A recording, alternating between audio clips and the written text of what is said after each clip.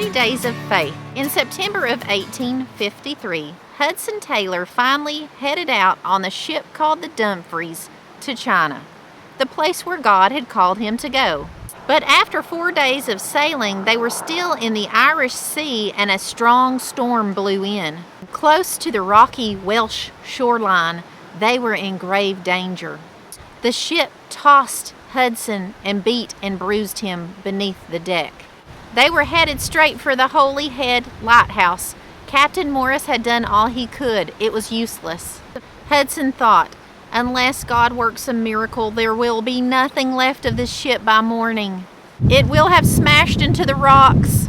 He thought of his family and he cried tears. Had God allowed him to survive yellow fever only to drown?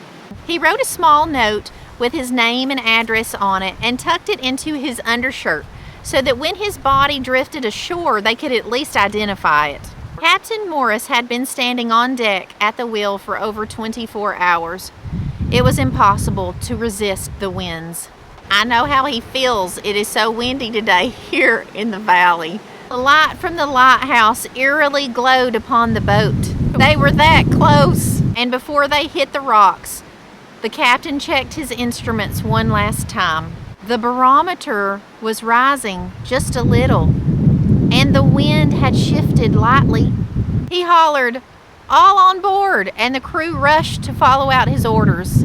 They pulled with all their strength to adjust the sails, and amazingly, the ship started to inch away from the shore. It was headed back out into the Irish Sea.